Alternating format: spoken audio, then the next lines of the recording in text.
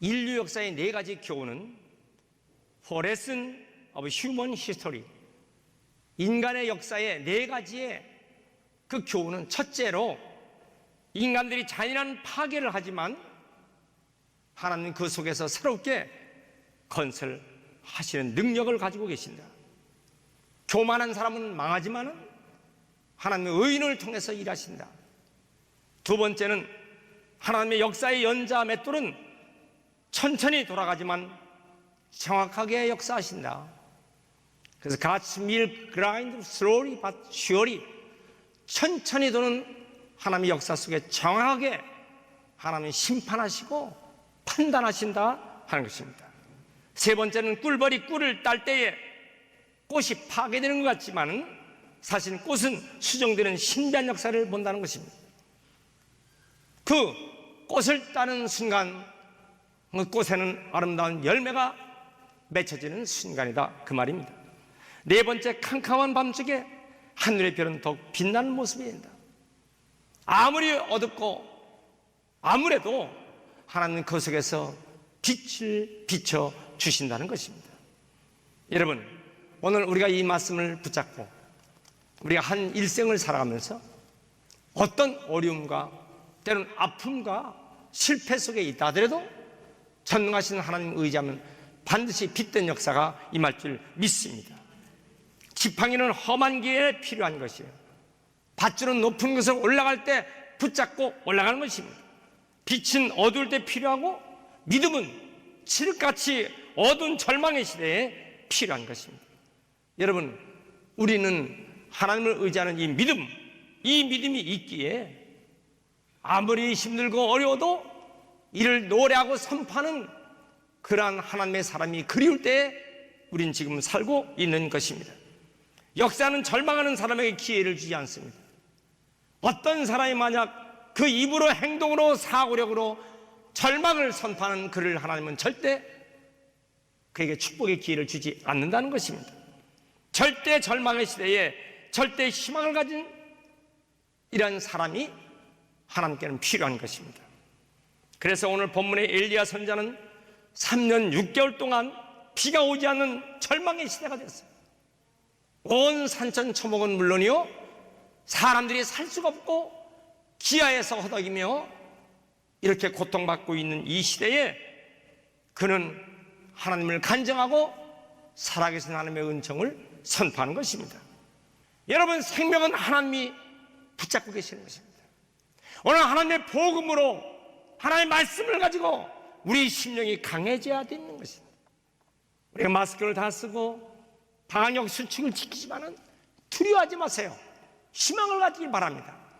하나님 이 시대에 한쪽 구석에서 빛나는 믿음을 가지고 있는 성도를 통해서 하나님 영광 받으시고, 오늘 시간 이 메시지를 통해서 이 설교가 우리 모든 가정 위에, 교회 위에, 이 땅 위에 하나님의 영광이 나타나시길 주의 이름으로 축원합니다. 여러분, 오늘 우리가 하나님의 사람은 어떻게 살아야 할까? 엘리야는 갈멜산에 올라가 기도하게 되는 것입니다. 암울한 역사 속에 하나님의 역사를 일으킨 선지자 엘리야는 탁월한 하나님의 지도자였어요. 그런데 그는 능력 있는 하나님의 종을 통해서 하나님이 역사하시는데 이방 선지자 850명을 갈멜산에서 여호와 신이 참신이냐, 이 이세벨이 따르고 있는 그런 우상, 그 신이 참신이냐, 결국 주여 응답하옵소서, 여호와 하나님의 참신임을 우리에게 가르쳐 주옵소서. 결국 하나님의 제단에 불이 내려서 850명을 모두 기손 시내에 끌어다가 다 칼로 죽인 엘리야 아니겠습니까? 여러분, 이 승리의 벅찬 역사, 하나님은 엘리야의 기도를 들으신 하나님, 잔치를 열고 축하연을 열고 그런 그 모습에서 감격에 도취해서 축하객들과 함께 휴식을 취했습니까? 성경은 그렇지 않습니다. 이것이 무엇을 설명하는 것입니까? 42절 보세요. 엘리야가 갈멜산 꼭대기로 올라가 땅에 꿇어 엎드려 얼굴을 무릎 사이에 놓고 그가 또 기도하고 있었습니다. 승리에 도취해서 자만하지 않고 하나님의 새로운 역사를 기다리며 곧장 다시 기도하기 시작하는 것입니다. 어떤 의미로 보면요, 우리의 신앙, 우리의 믿음은 하나 일이 잘 됐다고 그걸 끝나는 게 아니라 계속해서 기도하고 더 놀라운 새로운 역사를 일으키기 위해서 하나님을 의지하고 매달리는 것이 우리 참된 그리스도의 모습이 아니겠습니까? 여러분, 엘리야는 무엇을 기도합니까? 이제 하나님의 신이 참신인 건 알았잖아. 그러나 이제 이 고통의 때에 피를 주시옵소서. 단비를 달라고 문제를 가슴에 안고 갈멜산에 올라가서 기도하는 것입니다. 마치 온 인류의 죄를 골고다 언덕에서 십자가에 지시면서 그 고통스러운 엘리 엘리 라마 사박다니 나의 하나님 어찌하여 나를 버리시나이까 하나님께 부르짖어 기도했던 예수님의 모습이 오늘 그런 모습이 아니겠어요? 진실로 우리 모든 성도들은 어떤 모습이 되어야 할까요? 여기에 있는 이 모습은 진실한 그 어느 때나 방심하지 말고 끝까지 하나님의 큰 역사를 바라보면서 기도하는 기도의 성도가 다 되시길 주의 이름으로 축원합니다. 자, 그런데 먼저 하나님은요, 이스라엘 땅에 하나님 비를 주신다고 약속하셨어요. 열왕기상 18장 1절에 내가 비를 지면에 내리리라. 분명히 하나님은 비를 내려주신다고 했거든요. 그러면 기도하지 않아도 비를 주시겠지. 그러나 왜 기도합니까? 에스겔서 36장 37절에 주 여호와의 말씀이 그래도 이스라엘 족속이 이같이 자기들에게 이루어지기를 내게 구하여 할지라. 이게 무슨 말씀이에요? 하나님이 양떼를 번창하게 풍성하게 해주신다고 하셨지만 그래도 하나님의 백성들은 내게 구하여야 할지니라. 여러분, 하나님 우리에게 무엇이 필요한지 잘 아세요. 하나님은 우리가 어떤 것이 있어야 할지를 다 아시는 하나님인데 하나님이 다 아시는데 기도 구하라 찾으라 두드리라, 그럼 왜 그렇게 하실까요?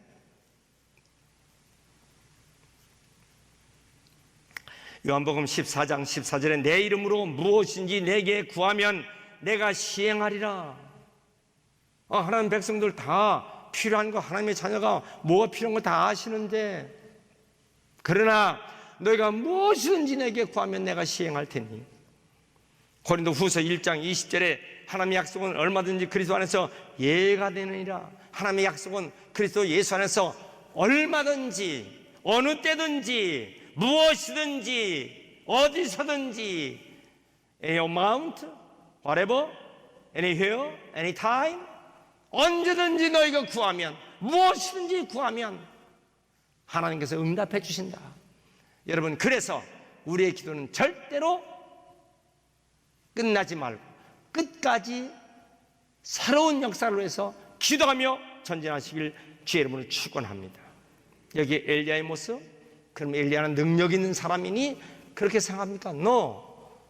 야고보서 5장 17절 엘리야에 대한 성품을 말합니다.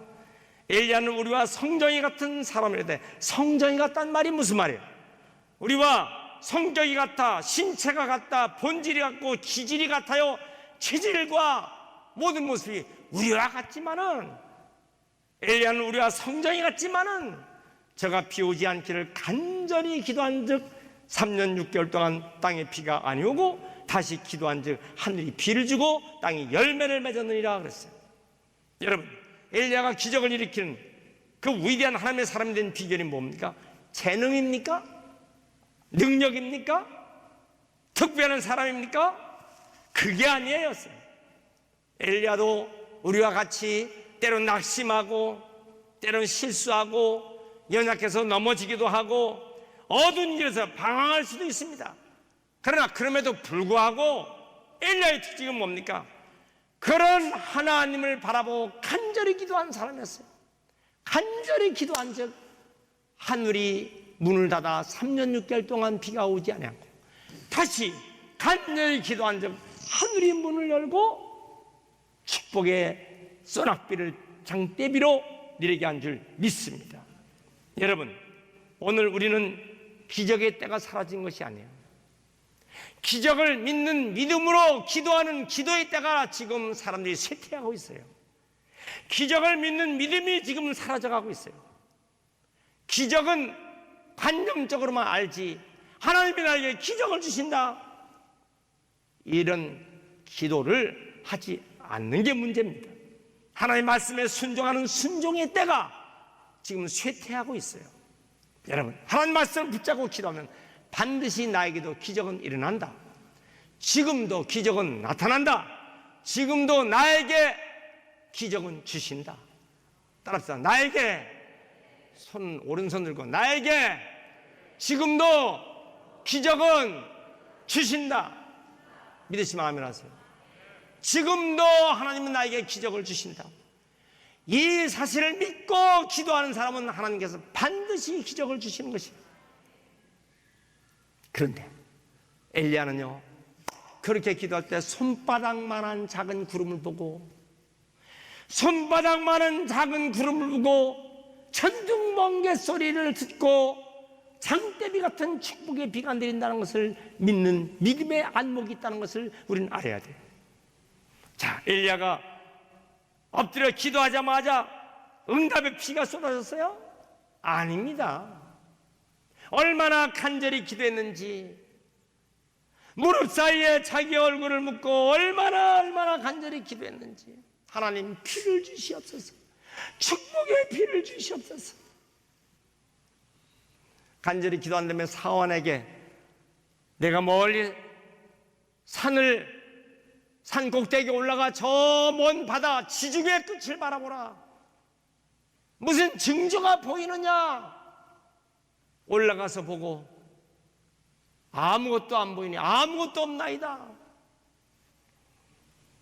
다시 내려와서 보고하는 사원을 두고 엘리야는 다시 기도합니다.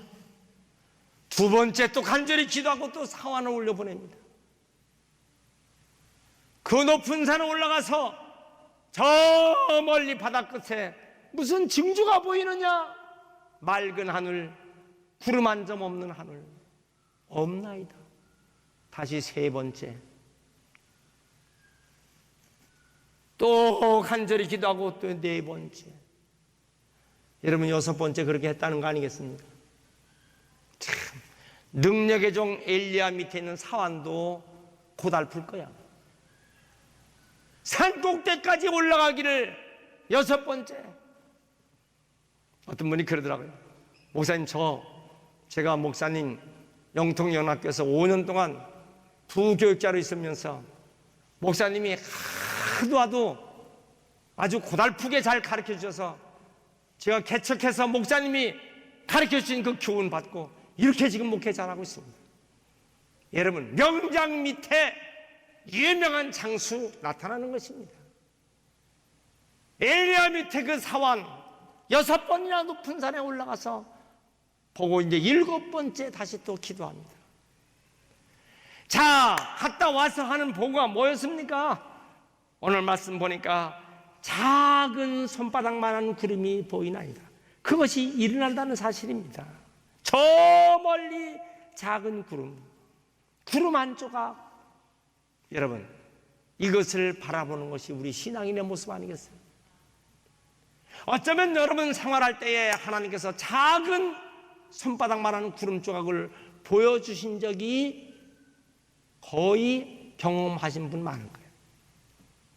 그런데 그 작은 손바닥만한 구름 조각을 붙잡고 큰 장대비가 올 것을 믿고 끝까지 기도하는 것이 중요한 것입니다. 여러분, 오늘 이것이 우리에게 중요한 신앙인의 모습 아니겠어요?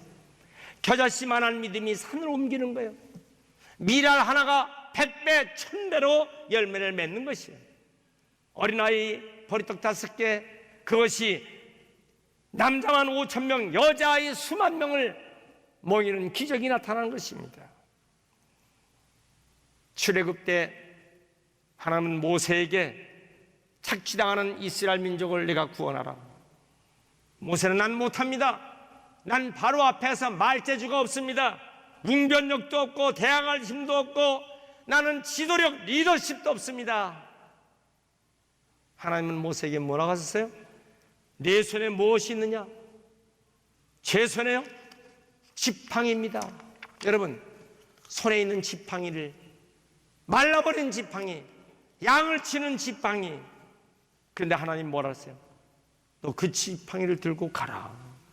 홍해가 갈라지고 반석에서 생수가 나오고 던지니 뱀이 되고 다시 잡으니 지팡이 되고. 여러분, 지팡이가 능력이 있는 것입니까? 아니지요. 하나님의 약속의 말씀이 능력이 있는 것입니다. 잡고 가면 하나님이 함께 하시는 거예요. 여러분, 그 지팡이를 잡은 그 손길을 쓰시는 하나님, 내가 지금 어떤 처지에 있어요? 내가 지금 무슨 일을 합니까? 하나님이 내 손을 붙잡고 계시고 하나님이 나를 쓰실 때 어떤 환경에서도 기적은 일어날 줄 믿습니다. 엘리야의 기도를 들으시는 하나님, 지금도 우리의 기도를 들어주시는 하나님을 믿으셔야 돼요. 검사, 학생들, 교수들, 가만히 보면요, 아주 교수들, 골치 아픈 교수들 많거든요. 얼마나 많은 그 사건을 이끌어가는데 내 힘으로는 안 되니 하나님 1000번제를 드리면서 20년 동안 끊이지 않은 그 기도가 나로 하여금 승리케 해주셨다 그랬어요. 제가 금요일 날 이 메시지를 전하면서 많은 분들이 결단하더라고요. 디시전 메이커야. 결단이 기적을 낳는 것이에요. 여러분, 그냥 막연하게 예배드리는 것이 아니라 나는 하나님께 작정하고 예배한다. 이게 얼마나 소중한 것입니까? 그런 간정 속에 연세들이 80이 된 목사님 평생 동안 하나님께서 무슨 그런 기적을 얘기하는데, 여러분, 왜 그것이 그분의 스토리입니까? 그런 이야기는 나의 스토리가 되어야 할 줄 믿습니다. 손바닥만한 작은 그림이 우리 생에 살면서 보여준 것이 여러 번 되지 않습니까? 여러 번 될 거예요. 없다면 한두 번은 있을 거예요. 그걸 붙잡고 기도할 때 하나님께서 축복의 장대비가 내렸던 것을 우리는 똑똑히 기억할 줄 믿습니다. 사도행전 12장 5절에 보니까 베드로가 감옥에 갇혔어요. 예루살렘 교회 교인들은요, 베드로 사도가 구출되기를 간절히 철회하면서 기도합니다. 그런데 천사가 베드로의 그 감옥에서 간수들 다 잠재우고 팔과 발목에 쇠사슬을 다 풀어놓고, 그래서 교회를 와서 문을 두드리고 있습니다. 방 안에서 기도했던 사람들 중에 로데라는 계집아이가 기도하다가 이상한 소리가 들려 문을 열어보니까 베드로 사도가 문 밖에 있는 거예요. 문도 열지 못하고 그냥 뛰어들어와서 여러분, 베드로 사도가 지금 풀려서 나왔습니다. 그러니까 뭐라 그랬어요? 사도행전 12장 15절, 저희가 보면 내가 미쳤구나. 여러분, 이게 무슨 말이에요? 믿음으로 산다고 하지만 그의 말과 생각은 불신앙의 모습이에요. 내가 미쳤구나. 그러니까 간수들을 뚫고 쇠사슬을 풀고 그 감옥에서 나올 리가 없다, 그 말이죠. 여러분, 교회를 다니지만 불신앙적 교인들이 얼마나 많겠어요.